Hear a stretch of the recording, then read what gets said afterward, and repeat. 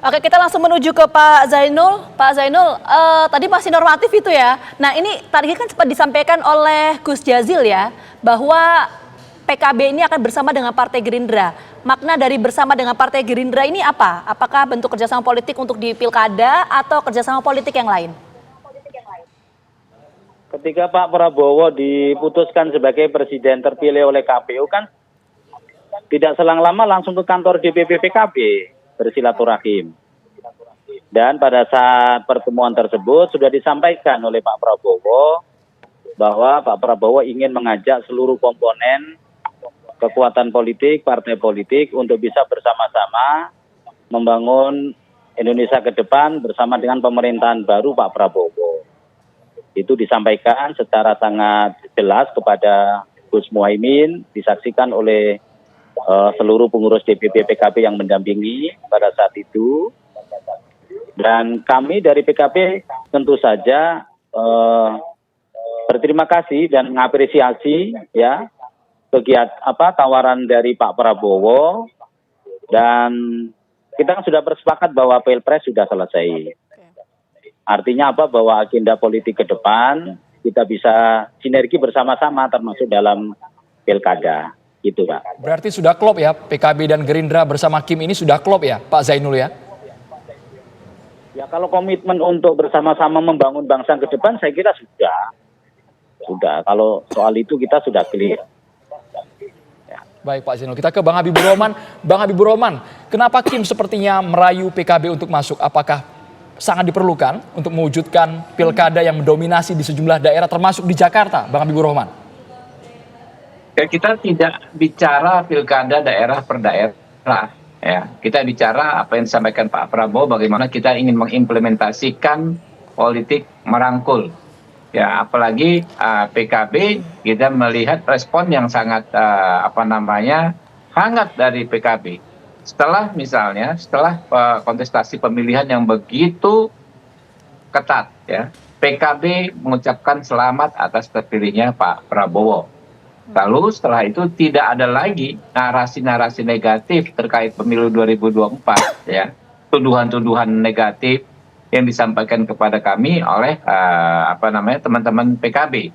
Artinya apa yang disampaikan oleh Pak Zainul maupun kawan-kawan tadi, kawan-kawan jubir-jubir PKB itu sama dengan apa yang mereka praktekkan. Jadi paralel apa yang disampaikan secara lisan maupun apa yang dipraktekkan. Tidak ada serangan-serangan politik. Nah, ini sehingga menurut kami adalah gambaran bagaimana bahwa PKB adalah partai yang sangat dewasa, ya. Mereka tahu bahwa memang kalah pemilu bukan hal yang menyenangkan, tapi ada hal lain yang lebih penting menanti ke depan, yaitu tugas-tugas kebangsaan.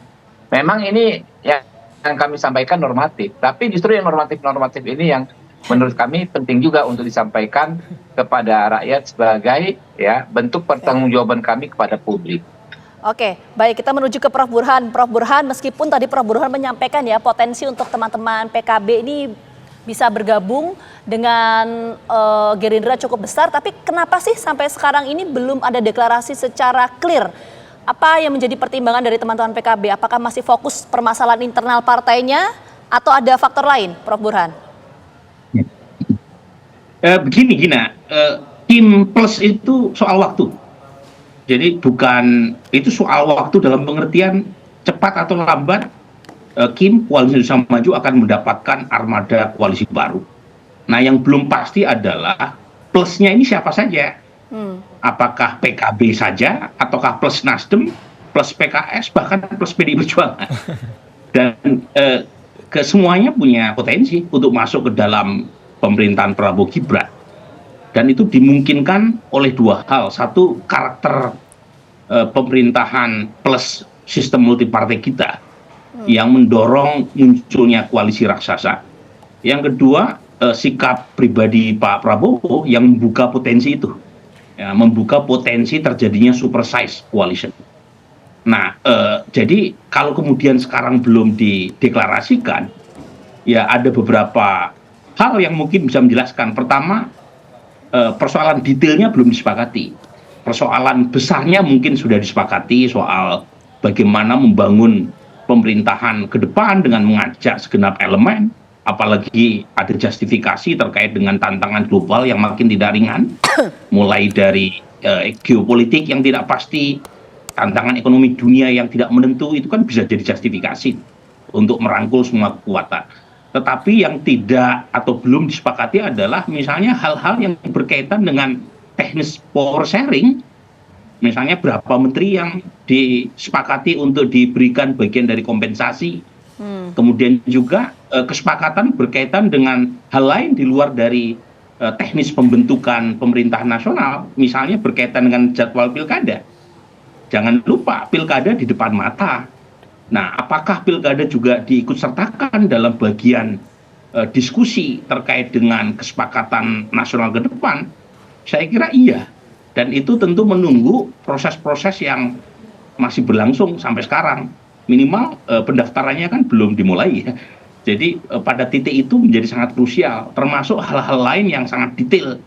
Misalnya partai-partai kan punya kepentingan karena ini jadwal pergantian ketua umum, ya, entah itu muktamar, entah itu kongres, entah itu munas. Para ketua umum partai tentu punya kepentingan untuk didukung oleh pemerintahan ke depan. Nah, ini hal-hal yang sangat terang benderang kita. Jadi bukan hal yang normatif, tetapi bagian dari kesepakatan yang biasa dalam politik. Bagian kesepakatan, Prof. Burhan. Prof. Burhan sudah menyebutkan kata kuncinya mengenai power sharing. Apakah ketika power sharing, kemudian dikasih jatah kursi menteri, PKB jelas akan luluh? Dan mungkin bukan hanya PKB, partai-partai lain yang ada di luar KIM, semuanya akan ikut, Prof. Burhan.